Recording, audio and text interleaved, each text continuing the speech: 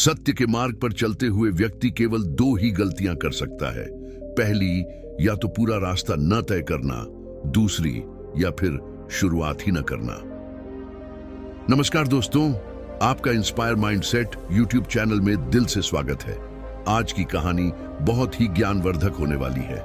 इस कहानी को लास्ट तक अवश्य सुने।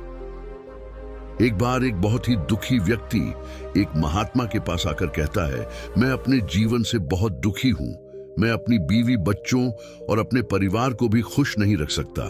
मैं अपने लिए भी कुछ नहीं कर पा रहा। कभी कभी तो मुझे अपनी जिंदगी को खत्म कर देने के भी ख्याल आते हैं। आप इतनी साधनाएं करते हैं, इतनी तपस्या करते हैं, क्या आप मुझे कोई ऐसा मार्ग बता सकते हैं जिससे मैं अपने बुरे वक्त से बाहर आ सकूं? मेरा बहुत बुरा समय चल रहा है। 2 वक्त की रोटी का इंतजाम करना भी मेरे लिए बहुत मुश्किल हो गया है। अब आप ही बताएं कि मैं ऐसे वक्त में जिंदा रहूं तो कैसे रहूं? कैसे अपने परिवार को खुश रखूं? कृपया करके कोई साधारण सा तरीका बताने की कृपा करें ताकि मैं आसानी से समझ सकूं, क्योंकि मैं बहुत पढ़ा लिखा नहीं हूं। अगर आप बड़ी से बड़ी ज्ञान की बातें करेंगे तो शायद मैं कभी समझ भी नहीं पाऊंगा। यह सुनकर महात्मा ने मुस्कुराते हुए कहा कि तुम एक काम कर सकते हो। फिर महात्मा ने सामने की ओर इशारा करते हुए कहा कि उस ऊंची पहाड़ी पर एक मंदिर है और उस मंदिर के पास चींटियों का एक घर है जहां पर हजारों चींटियां रहती है। तुम्हें सुनने में बड़ा अजीब लगेगा, लेकिन वो चींटियां उस मंदिर की जमीन को खराब कर देती है, उस मिट्टी की उपजाऊ शक्ति को खत्म कर देती है, जिसके कारण वहां पर कोई भी पेड़ या कोई भी घास पनप नहीं पाती है। तुम मेरा यह काम करो, उसके बाद मैं तुम्हें तुम्हारे सवालों के जवाब दूंगा। तुम 7 दिन तक रोज उस पहाड़ी पर जाओ और उन चींटियों के घर को तहस नहस कर दो, उसको तोड़ दो। जब भी तुम्हें कोई चींटियों का घर दिखे मंदिर के आसपास, तो उसे वहीं पर तहस नहस कर देना। लेकिन याद रहे, घर को तोड़ने में कोई भी चींटी मरनी नहीं चाहिए। इस बात को समझने का प्रयास करते हुए वह युवक वहां से चला गया। शायद उसको कुछ समझ में नहीं आया था कि महात्मा जी ऐसा क्यों करवा रहे हैं। महात्मा तो उन चींटियों पर अन्याय कर रहे हैं, उनका घर तुड़वा रहे हैं, उन्हें नुकसान पहुंचा रहे हैं। आखिर कौन महात्मा ऐसा करेगा? लेकिन फिर भी वह महात्मा की बात मानते हुए वह अगले दिन से ही पहाड़ी पर जाना शुरू कर देता है। जब वह पहले दिन पहाड़ी पर पहुंचता है तो देखता है कि बहुत सारी चींटियां अपना खाना जुटाने में लगी हुई हैं। सारी चींटियां कतार से चल रही है और अनाज के छोटे छोटे कण उठाकर अपने घर में जमा करती जा रही है। यह देखकर पहले तो उस युवक का मन कमजोर पड़ गया। उसने सोचा कि यह इतनी मेहनत करके अपना घर भर रही है और मैं इनके घर को तबाह कर दूंगा तो इनको कितना बुरा लगेगा। लेकिन फिर वह महात्मा की बात याद करते हुए उस घर को तोड़ना शुरू कर देता है। जल्द ही चींटियों में हाहाकार मच गया। वो इधर उधर दौड़ने लगी। अभी तक जो कतार से चल रही थी, अब वह बिखर गई और इधर उधर अपनी जान बचाने के लिए भागने लगी। थोड़ी देर में घर टूट गया और सारी चींटियां इधर उधर छुपने के लिए भाग चुकी थी। यह करने के बाद वह युवक दुखी मन से वापस अपने घर पर लौट आया। उसका मन परेशान था, दुखी था, पश्चाताप से भरा हुआ था। फिर वह अपने बिस्तर पर रात में लेटे लेटे ही सोचा कि अब तो उन चींटियों का घर तबाह हो चुका है। अब वहां वापस जाने का क्या फायदा होगा, क्योंकि चींटियों का घर तहस नहस करने के लिए महात्मा जी ने कहा था, जो मैं कर चुका हूं। लेकिन फिर कुछ सोचकर अगले दिन उसने फिर से जाने का निश्चय किया और अगले दिन सुबह सुबह उठकर वह वापस उसी पहाड़ी पर पहुंच जाता है। पहाड़ी पर पहुंचकर वह उसी जगह पर पहुंचता है जहां पिछले सुबह उसने उस घर को तहस नहस कर दिया था। लेकिन वह यह देखकर चौंक जाता है कि उन चींटियों ने फिर से अपना घर उसी जगह पर बना लिया था और अब वह फिर से अपने घर के लिए सामान इकट्ठा करने में जुटी हुई थी। उस आदमी को देखकर लगा कि यह चींटियां कितनी मूर्ख है। इनको पता है कि कल ही इनका घर इसी जगह पर तबाह किया गया था और उसी जगह पर उन्होंने अपना नया घर भी बना लिया। और यह सोचकर वह आदमी हंसने लगा। लेकिन फिर से महात्मा की बात याद करते हुए उसने उन चींटियों का घर फिर से तबाह करना शुरू कर दिया। फिर से उन चींटियों में हलचल मच गई और थोड़ी देर में वो चींटियां इधर उधर अपनी जान बचाने के लिए भागने लगी। कुछ ही देर में उनका घर फिर से नष्ट हो गया और वो युवक थोड़ा संतोष के भाव से कि इस बार तो मैंने अच्छी तरह से उस घर को तबाह कर दिया है, अब तो वो चींटियां यहां पर अपना घर बना ही नहीं पाएंगी। इसीलिए जाने से पहले उसने उस घर पर ठंडा पानी भी डाल दिया ताकि चींटियां वहां पर अपना घर न बना सके। और इस तरह अपना काम पूरा करके वो युवक फिर से अपने घर लौट आया। आज रात में सोते वक्त फिर से वो युवक यही सोच रहा था कि क्या महात्मा यह सही काम करवा रहे हैं? क्या किसी का घर तबाह करना किसी सिद्ध पुरुष को शोभा देता है? क्या हो अगर वो महात्मा सिद्ध पुरुष हो ही ना? क्या होगा अगर वो मुझे बेवकूफ बना रहे हो? लेकिन फिर उसने निश्चय किया कि मैं अपने काम को पहले पूरा कर लेता हूं, उसके बाद ही पता चलेगा कि महात्मा मुझसे ऐसा क्यों करवा रहे थे। और यही सोचकर वो रात में सो जाता है। अगले दिन सुबह उठकर वो फिर से उसी पहाड़ी की ओर निकल जाता है। पहाड़ी पर पहुंचकर वो उसी जगह पर पहुंचता है जहां पर उसने उन चींटियों के घर को तबाह कर दिया था। और वो यह देखकर खुश हो जाता है कि वहां पर कोई भी घर नहीं था, सारी चींटियां वहां से भाग चुकी थीं। अब उसने सोचा कि अब मेरा रोज रोज आने का क्या फायदा होगा, क्योंकि चींटियां तो अपना घर बदल चुकी हैं और महात्मा जी ने मुझे 7 दिन आने के बाद कहा था, लेकिन आज तो तीसरा ही दिन है, अब बाकी 4 दिन वापस आने का क्या फायदा होगा। और यही सोचकर उसने निश्चय किया कि यहां से वो सीधा उसी महात्मा के पास जाएगा और उनको यह सारी खबर बता देगा।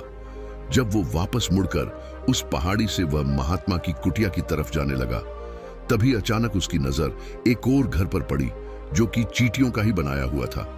मतलब कि वो घर चींटियों ने ही बनाया था और अब वो चींटियां नए घर में प्रवेश कर चुकी थी। ये नया घर उनके पुराने घर से थोड़ी ही दूरी पर था। और जब उस युवक की नजर उस घर पर पड़ी तो उसने सोचा कि शायद महात्मा को पता था कि यह चींटियां अपना घर यहां से बदलकर किसी दूसरी जगह पर बना लेगी, इसीलिए उन्होंने मुझे 7 दिन आने के बाद कहा था। और यह विचार करके वो उनका नया घर भी तोड़ने के लिए पहुंच जाता है। जब वो वहां पहुंचा तो चींटियां उसी तरह अपने कार्य में लगी हुई थी। वो अपने लिए खाना इकट्ठा कर रही थी और अपने घर में जमा कर रही थी। जब पुराना घर टूटा था वहां भी अनाज के कण बचे हुए थे और चींटियां वहां से भी अनाज इकट्ठा कर करके वापस अपने नए घर में ला रही थी। अब यहां पर फिर से युवक का मन थोड़ा कमजोर पड़ गया, क्योंकि वो खुद भी कमजोर था, खुद भी वक्त का मारा हुआ था। इसीलिए उसके मन में उन चींटियों के प्रति दया का भाव उमड़ रहा था। उनके ऊपर उसे दया आ रही थी। वो चाहता था कि उनकी मदद करे, लेकिन वो उल्टा उनको नुकसान पहुंचा रहा था। लेकिन उस महात्मा की बात को याद करते हुए उसने फिर से उस घर को तोड़ने का निश्चय किया और उसने इस बार बड़ी ही सावधानी के साथ बिना किसी चींटी को कोई नुकसान पहुंचाए उसने घर तबाह करना शुरू कर दिया। वक्त थोड़ा ज्यादा लगा, क्योंकि किसी भी चींटी को नुकसान न पहुंचने की शर्त महात्मा ने पहले ही रखी थी। इसीलिए वह बड़ी सावधानी के साथ उन घरों को तबाह कर रहा था। लेकिन आखिरकार उसने उस घर को भी तबाह कर दिया। और उस घर को तबाह करने के बाद वो बड़े ही दुखी मन से, इस बार वो पहले से भी ज्यादा दुखी था, क्योंकि उसने उनका नया घर भी तोड़ दिया था। वो उन चींटियों को बसने ही नहीं दे रहा था और वो अब अपने आप को शैतान या दानव समझने लगा था। लेकिन फिर भी उस महात्मा की बात को मानते हुए वो अपने घर पर दुखी मन से वापस आ गया। रात में सोने से पहले एक बार उसने फिर से सोचा कि मैं कितना बड़ा शैतान हूं, कितना बड़ा दानव हूं। पुराना घर तो छोड़ो, मैं उन चींटियों को कहीं भी बसने के लिए कोई जगह ही नहीं दे रहा हूं। वो चींटियां मेरे बारे में क्या सोचती होगी? वो कितना बड़ा दानव होगा उस परमात्मा को जो मेरे द्वारा यह काम करवा रहा है। लेकिन फिर भी उसने अगले दिन जाने का निश्चय किया और अगले दिन सुबह सुबह वो फिर से वहां पर पहुंच गया। वो यह देखकर फिर से आश्चर्यचकित रह जाता है कि इस बार चींटियों ने एक और नई जगह पर अपना घर बना लिया था। वो तो पहले से भी ज्यादा ऊर्जा के साथ काम कर रही थी और उन्होंने एक रात में पहले से भी बड़ा घर बना लिया था। और अब वो फिर से अपना अनाज और खाना इकट्ठा करने में जुटी हुई थी। ये देखकर उस आदमी को लगा कि यह चींटियां किस मिट्टी की बनी हुई हैं। मैं उनको बार बार यहां से भगाने की कोशिश कर रहा हूं और ये वहीं पर अपना घर बना लेती है। क्या इनको पता नहीं है कि मैं यहां पर कभी भी बसने नहीं दूंगा? यह चींटी है, दिखने में इतनी छोटी है, लेकिन फिर भी यह मुझसे हार नहीं मान रही है। बड़ी ताज्जुब की बात है। और इस बार उसने गुस्से में उस घर को तहस नहस करना शुरू कर दिया। लेकिन इस बार तहस नहस करते हुए कुछ चींटियां वहीं पर मर गई, उसके पैरों तले कुचल दी गई। कुचलने के बाद जब वो अपने अहंकार से बाहर आया तो उसने देखा कि गुस्से में उसने उन चींटियों को कितना क्षति पहुंचा दी है। उसका मन पश्चाताप से भर गया और वो रोता हुआ अपने घर की तरफ बढ़ गया। रात में सोते वक्त उसने सोचा कि मैं उन चींटियों पर बहुत ज्यादा अत्याचार कर रहा हूं। अब इससे ज्यादा अत्याचार मैं नहीं कर पाऊंगा। और यही सोचकर वो अगले दिन उन चींटियों के लिए अपने घर से थोड़ा आटा लेकर उसी पहाड़ी पर पहुंच जाता है। आज उसके मन में उन चींटियों के प्रति श्रद्धा का भाव था, दया का भाव था। आज वो उनकी मदद करना चाहता था। और जब वो वहां पर पहुंचा तो चींटियां फिर से अपने नए घर को बनाने में जुटी हुई थी। उसने बड़े ही करुणा के साथ उन चींटियों को अपना लाया हुआ आटा खिलाया। अगले 7 दिनों तक वो ऐसा ही करता रहा। वो रोज सुबह जाता, उन चींटियों को अपने हाथों से आटा खिलाता। 7 दिन के बाद वो युवक उन महात्मा के पास पहुंचा, हाथ जोड़कर बोलता है कि हे महात्मा जी, मुझे माफ कर देना। मैंने उन चींटियों का घर तबाह करने के लिए बहुत कोशिश की। मैंने उनका घर तबाह किया भी, 1 बार नहीं 4 बार मैंने उनका घर तोड़ा। उसके बाद मैं हिम्मत नहीं कर पाया, उनके घर को नहीं तोड़ पाया। मैं समझ सकता हूं कि मैं आपका काम पूरा नहीं किया और इसके बदले आप मुझे तरीका भी नहीं बताएंगे जो कि मुझे मेरे बुरे समय से बाहर निकाल सकता है, लेकिन मुझे इसका कोई परवाह नहीं है। मुझे लगता है कि मैंने जो किया वो सही किया, इसीलिए मैं आपसे आज्ञा लेकर वापस जा रहा हूं। कृपया मुझे वापस अपने घर जाने की आज्ञा दीजिए। यह सुनकर महात्मा ने मुस्कुराते हुए कहा कि अरे बेटा, कहां चल दिए, रुको तो सही, जलपान तो कर लो, थोड़ी देर ठहर जाओ, उसके बाद चले जाना। और यह कहकर वह महात्मा उस युवक के लिए पानी लेकर आते हैं। पानी पिलाने के बाद महात्मा उस युवक से पूछते हैं कि तुम मुझे यह बताओ कि आखिर तुम उन चींटियों का घर तबाह क्यों नहीं कर सके? वह चींटियां तो छोटी है और तुम इतने विशालकाय हो, फिर भी तुम उन छोटी छोटी चींटियों का घर तबाह नहीं कर पाए। कहां है तुम्हारी शक्ति, तुम्हारा बाहुबल? इसका जवाब देते हुए उस युवक ने कहा कि हे महात्मा, मैंने उन चींटियों का घर तबाह कर दिया था, बार बार किया था। एक बार तो अपने गुस्से में उन चींटियों को भी हानि पहुंचा दी थी, लेकिन जिस दिन मैंने उनको हानि पहुंचाई उसी दिन मुझे लगा कि मैं उनको क्यों हानि पहुंचा रहा हूं, क्यों इनको इतनी तकलीफ दे रहा हूं, और उसी दिन से मैंने उनको क्षति पहुंचाने की वजह, नुकसान पहुंचाने की वजह उनकी सहायता करनी शुरू कर दी। यह सुनकर उस महात्मा ने कहा कि यही तो सीखने की बात है। एक छोटी सी चींटी हमें जीवन का संदेश दे जाती है। मैंने तुम्हें उन चींटियों का घर तबाह करने के लिए नहीं भेजा था, मैंने तुम्हें भेजा था ताकि तुम उन चींटियों से कुछ सीख ले सको। तुम्हें क्या सीख मिली उन चींटियों से, क्या मुझे बता सकते हो? यह सुनकर उस युवक ने पूरी कहानी बयां कर दी। पूरी कहानी सुनने के बाद महात्मा ने मुस्कुराते हुए कहा कि बेटा, पहली सीख जो इन चींटियों से ले सकते थे वह यह थी कि तुमने कितनी ही बार उनके घर को तोड़ने की कोशिश की, कितनी ही बार प्रयास किया कि उनका घर तबाह हो जाए, लेकिन वो हर बार अपना नया घर बना लेती थी। उन्होंने कभी भी हार नहीं मानी। अगर वो हार मान लेती तो वो चींटियां तुम्हें वहां पर नहीं मिलती। जीवन कार्यशीलता का नाम है, लेकिन हम मनुष्य 1-2 बार हार मिलने पर ही टूट जाते हैं, हताश हो जाते हैं और फिर जीवन में प्रयास ही नहीं करते।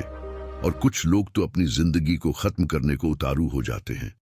लेकिन जानवरों में तुमने एक बात देखी होगी कि वो अपना जीवन खुद से कभी खत्म कर ही नहीं सकते। तुमने कभी नहीं सुना होगा कि किसी जानवर ने आत्महत्या कर ली, चाहे वो जानवर कितना भी भूखा क्यों ना हो, कितना ही दुखी क्यों ना हो, लेकिन वो अपने जीवन के लिए हमेशा संघर्ष करता रहता है। लेकिन वही दूसरी तरफ हम मनुष्य 1-2 बार हताश होने पर ही अपना जीवन खत्म कर लेते हैं। जीवन तो कर्मशीलता है, कर्म करने का नाम है। जीवन और मृत्यु आखिरी विश्राम है, परम विश्राम है।